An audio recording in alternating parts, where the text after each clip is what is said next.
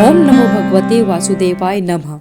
भगवान विष्णु और माता ग्यारस की आप सभी पर कृपा बनी रहे। एकादशी के दिन भगवान विष्णु और माता ग्यारस की पूजा की जाती है। आज एकादशी के दिन माता ग्यारस की कथा को सुनना आवश्यक है। आइए आप सुनते हैं ग्यारस माता की व्रत कथा। एक बार एक राज्य में एक राजा राज्य किया करता था। राजा बहुत ही बुद्धिमान और बलशाली था। राजा सदैव अपने प्रजा का बहुत अच्छे से ध्यान रखा करता था। राजा भी अपने राज्य को बहुत पसंद करता था। राजा की 2 बेटियां थी। राजा अपनी दोनों बेटियों से बहुत प्रेम किया करता था। राजा की छोटी बेटी देखने में बहुत सुंदर आकर्षक थी। राजा की बड़ी बेटी छोटी बेटी के मुकाबले थोड़ा कम सुंदर थी। राजा की छोटी बेटी ग्यारस माता की पूजा किया करती थी और सभी लोग राजा की छोटी बेटी से बहुत प्रेम करते थे और बहुत प्रशंसा किया करते थे। राजा भी अपनी छोटी बेटी को बड़ी बेटी से अधिक प्रेम करता था, जिस कारण राजा की बड़ी बेटी को अपनी छोटी बहन से बहुत नफरत होने लगी थी। राजा की दोनों बेटियां जब बड़ी हुईं, तब एक पड़ोस राज्य में रहने वाले राजकुमार राजा की बड़ी बेटी के लिए रिश्ता लेकर आए। लेकिन जैसे ही उस राजकुमार की नजर राजा की छोटी बेटी पर पड़ी, तो वह राजकुमार राजा की छोटी बेटी से विवाह करने के लिए कहने लगा। उस राजकुमार ने राजा की बड़ी बेटी के साथ विवाह करने से मना कर दिया और उसने राजा से कहा कि मैं आपकी छोटी बेटी से विवाह करना चाहता हूँ। जिसके बाद राजा की बड़ी बेटी यह देखकर अपनी छोटी बहन से बहुत क्रोधित हुई। राजा की बड़ी बेटी ने अपनी छोटी बहन को अपना सबसे बड़ा दुश्मन मान लिया। राजा की बड़ी बेटी ने अपनी छोटी बहन से बदला लेने का निर्णय किया, जिसके लिए उसने अपनी छोटी बहन जान से मारने का सोचा। राजा की बड़ी बेटी ने अपनी छोटी बहन को मारने के लिए सबसे पहले एक लड्डू में जहर मिलाकर अपनी छोटी बहन को दे दिया और उसको लड्डू खाने के लिए कहा। लेकिन लड्डू खाने के बाद भी छोटी बहन को कुछ नहीं हुआ।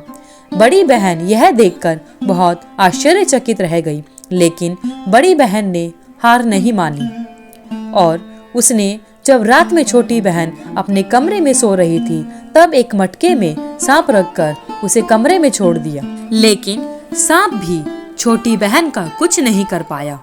जिसके बाद बड़ी बहन ने अपनी छोटी बहन से कहा कि चलो हम लोग कुएं में से पानी भरकर लाते हैं, जिसके लिए वह अपनी छोटी बहन को पानी भरने के बहाने कुएं के पास ले गई और उसने अपनी छोटी बहन को कुएं में धक्का दे दिया।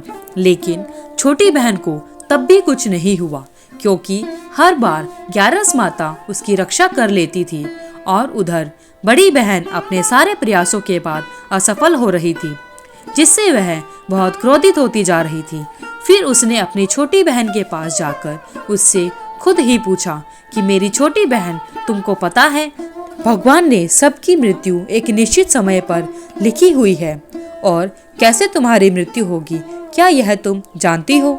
तब छोटी बहन ने अपनी बड़ी बहन को बताया कि हाँ, मैं तो जानती हूँ मेरी मृत्यु कैसे होगी। छोटी बहन से यह सुनकर बड़ी बहन मन ही मन बहुत प्रसन्न होने लगी और उसने अपनी छोटी बहन से कहा, तो तुम मुझे अपनी मृत्यु का राज बताओ। छोटी बहन ने अपनी बड़ी बहन से कहा कि मेरी मृत्यु तो एक तोते में है। जिस तोते के गले में एक हार है, उससे मेरी मृत्यु होगी। जब तक कोई भी व्यक्ति तोते को मारकर यह हार अपने गले में पहनेगा, तो मैं मूर्छित हो जाऊंगी और जैसे ही उस हार को अपने गले से उतारेगा, तो मैं वापस से जीवित हो जाऊंगी। अपनी छोटी बहन की मृत्यु का राज जानकर बड़ी बहन बहुत खुश हुई और उसने अपनी छोटी बहन को मारने के लिए उसके पालतू तोते को ढूंढना शुरू कर दिया।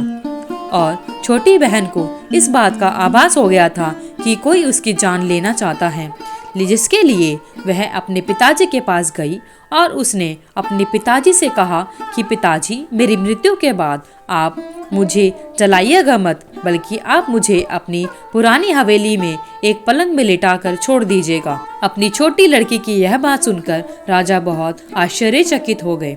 राजा ने अपनी छोटी बेटी से पूछा, बेटी, तुम यह क्या कह रही हो? तब राजा की छोटी बेटी ने बताया, पिताजी, समय किसी के लिए नहीं रुका, कब क्या हो जाए किसी को कुछ नहीं पता। और फिर राजा ने अपनी छोटी बेटी से कहा कि तुम ऐसी बातें क्यों कर रही हो? 2-3 दिन में तो तुम्हारा विवाह है, लेकिन छोटी बेटी अपने पिताजी को ऐसा करने पर मजबूर कर दिया और उनसे वचन ले लिया। राजा ने भी अपनी छोटी बेटी की बात स्वीकार कर ली और 2-3 दिनों के बाद जब शादी का समय आया तब राजकुमार बारात लेकर राजा के घर आया और राजा की छोटी बेटी का विवाह शुरू हो गया। जैसे ही राजा की छोटी बेटी राजकुमार के साथ फेरे लेना शुरू होती है तो उसकी बड़ी बहन अपनी छोटी बहन के कमरे में जाकर उसके तोते को पकड़ लेती है और उसको जान से मार देती है। तोते के गले में जो हार था उसको अपने गले में धारण कर लेती है। जैसे ही बड़ी बहन उस हार को अपने गले में धारण करती है तो उधर छोटी बहन 3.5 ही फेरे ले पाती है और वहीं पर बेहोश होकर गिर जाती है। जिसके बाद राजा ने बड़े हकीमों को बुलाया और अपनी छोटी बेटी का इलाज करने के लिए कहा। राजा की बात सुनकर वैद्य ने छोटी बेटी को जब देखा तो राजा को बताया कि आपकी छोटी बेटी ना तो जीवित है और ना ही मरी हुई है। यह तो मैं पहली बार देख रहा हूँ। राजा ने वैद्य और हकीम को यह बात बाहर बताने से मना कर दिया और उनको कहा कि अगर तुमने यह बात किसी को बाहर बताई तो हम तुम्हें फांसी दे देंगे। राजा ने अपनी छोटी बेटी को पुराने महल में जाकर एक पलंग पर लेटा दिया और वहां पर कुछ सैनिकों को तैनात कर दिया। वापस अपने महल पर आ गया। राजा की बड़ी बेटी अपने पिताजी के पास आई और कहने लगी, पिताजी, अगर यह शादी संपन्न नहीं हुई तो क्या होगा?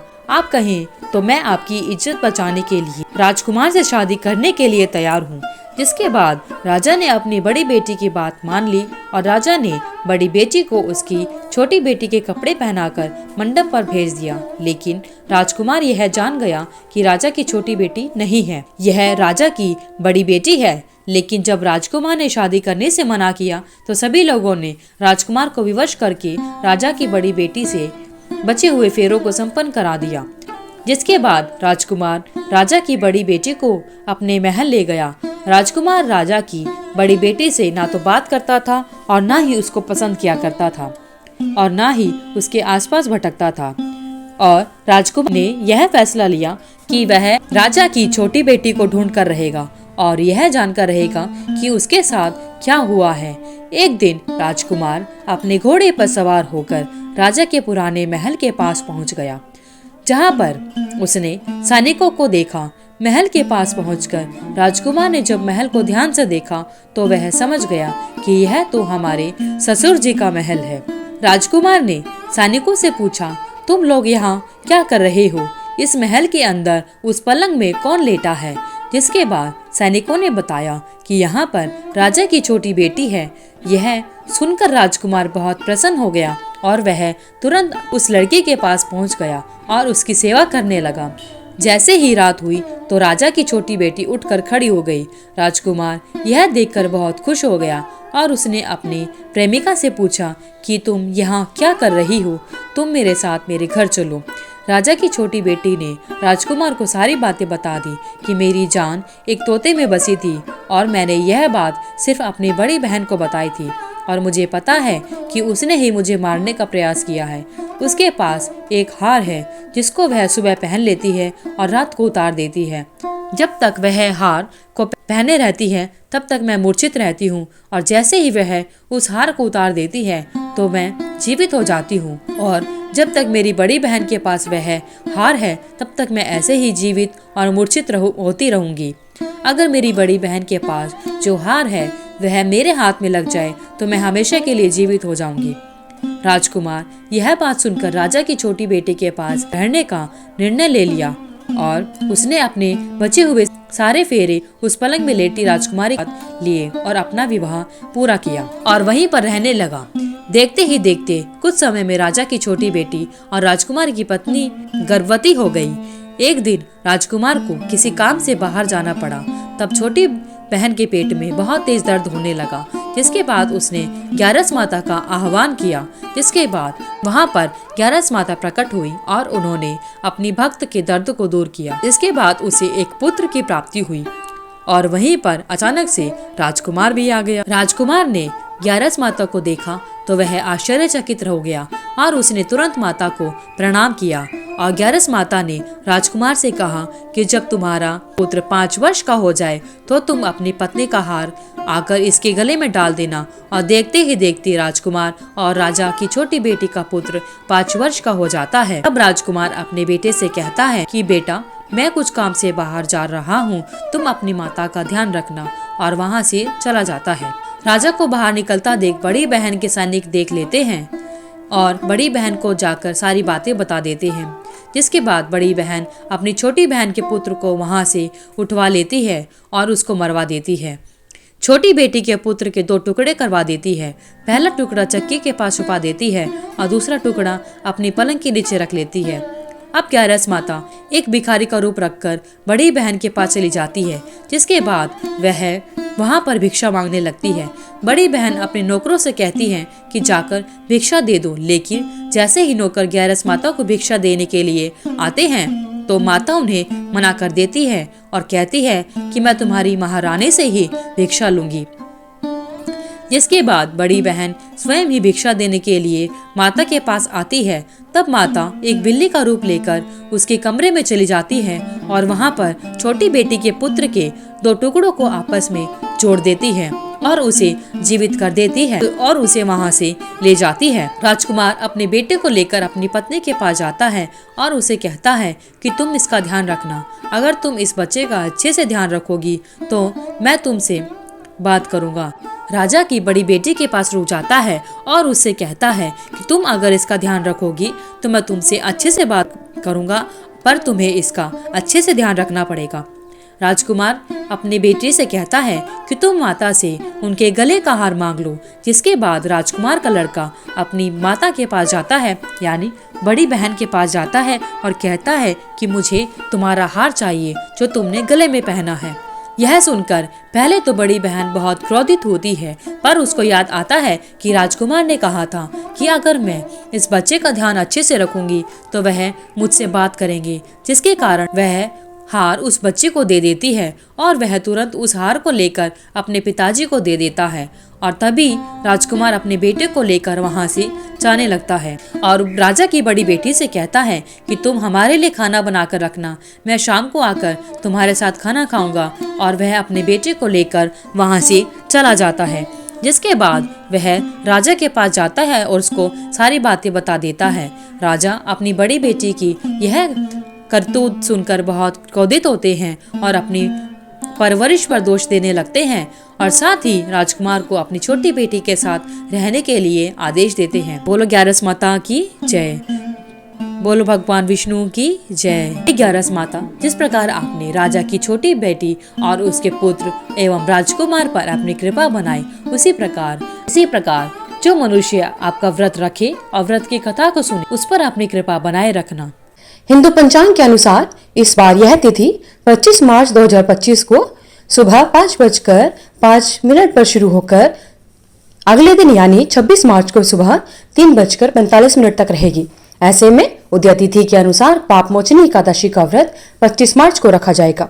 मान्यता है कि इस एकादशी को करने से सभी पापों से छुटकारा मिलता है और मन शांत रहता है। ऐसा माना जाता है कि इस व्रत को करने से पुराने सभी पाप मिट जाते हैं और जीवन में शांति आती है। आइए अब जानते हैं पाप मोचनी एकादशी का व्रत का पारण कब और किस समय किया जाएगा। पाप मोचनी एकादशी का व्रत का पारण अगले दिन यानी 26 मार्च को किया जाएगा। पंचांग के अनुसार पारण का सही समय 26 मार्च को दोपहर 1:41 से शाम 4:08 तक रहेगा। इस समय के बीच व्रत रखने वाले पूजा करके अपना व्रत खोल सकते हैं। आइए भक्तजनों, अब जानते हैं एकादशी व्रत को किस प्रकार किया जाता है। सनातन धर्म में एकादशी के व्रत का काफी महत्व होता है। इस दिन ब्राह्मणों को भोजन करवाने से पुण्य फल की प्राप्ति मिलती है। एकादशी माह में 2 बार आती है, एक कृष्ण पक्ष में और एक शुक्ल पक्ष में। इस तरह वर्ष में 24 एकादशियां आती हैं। साथ ही एकादशी का उद्यापन करना भी आवश्यक होता है। एकादशी उद्यापन देवताओं के प्रबोध समय में ही किया जाता है, विशेषकर मार्गशीर्ष के महीने में तथा माघ माह में या भीम तिथि यानी माघ शुक्ल पक्ष की एकादशी के दिन ही इस व्रत का उद्यापन करना चाहिए। चतुर्मास में एकादशी व्रत का उद्यापन नहीं करना चाहिए। जब आपकी 24 एकादशियां पूर्ण हो जाती हैं तब आप इसका उद्यापन कर सकते हैं। तो आइए जानते हैं एकादशी व्रत की विधि क्या है। करने वाले भक्तों को दशमी के दिन से यानी एकादशी से एक दिन पहले से ही कुछ जरूरी कामों को या नियमों को मानना पड़ता है। दशमी के दिन से ही श्रद्धालुओं को या भक्तों को मांस, मछली, प्याज, मसूर की दाल, शहद जैसे खाद्य पदार्थों का सेवन नहीं करना चाहिए। दशमी और एकादशी दोनों दिन लोगों को भोग विलास से दूर रहना चाहिए, ब्रह्मचार्य का पालन करना चाहिए। आइए अब जानते हैं एकादशी की पूजा विधि। एकादशी के दिन सुबह जल्दी उठकर स्नान करने के बाद में साफ स्वच्छ वस्त्र धारण करने चाहिए। उसके बाद व्रत करने का संकल्प लेना चाहिए। घर के मंदिर में दीप प्रज्वलित करें। भगवान विष्णु का गंगा जल से अभिषेक करें। भगवान विष्णु के साथ साथ माता लक्ष्मी की भी अवश्य पूजा करनी चाहिए। भगवान विष्णु को पुष्प और तुलसी दल अर्पित करना चाहिए। अगर संभव हो तो इस दिन व्रत भी अवश्य रखें। भगवान की आरती करें। भगवान श्री हरि विष्णु को भोग लगाएं। भगवान श्री हरि विष्णु को जो भोग लगाया जाता है उसमें तुलसी दल अवश्य शामिल करना चाहिए। कहा जाता है कि तुलसी दल के बिना भगवान श्री हरि विष्णु कोई भी भोग स्वीकार नहीं करते। इस पावन दिन भगवान विष्णु के साथ माता लक्ष्मी की भी विधि विधान से पूजन करने का विशेष महत्व होता है। श्री हरि विष्णु जी की पूजन सामग्री में श्री हरि जी का चित्र अथवा मूर्ति होनी चाहिए। साथ ही पुष्प, पुष्पमाला, नारियल, सुपारी, अनार, आंवला, जो ऋतु फल होते हैं, धूप यानी मौसम के अनुसार जो फल मिलते हैं वह सभी फल, धूप, घी, पंचामृत बनाने के लिए कच्चा दूध, दही, घी, शहद और शक्कर चाहिए। धन्यवाद। अगर आपको इस वीडियो में दी हुई जानकारी अच्छी लगी तो वीडियो को लाइक करें, शेयर करें, चैनल को सब्सक्राइब करके बेल आइकन को जरूर प्रेस करें ताकि आगे आने वाली सभी वीडियोस की नोटिफिकेशन आप तक समय से पहुंचते रहे। भगवान विष्णु और माता लक्ष्मी की आप से भी कृपा बनी रहे।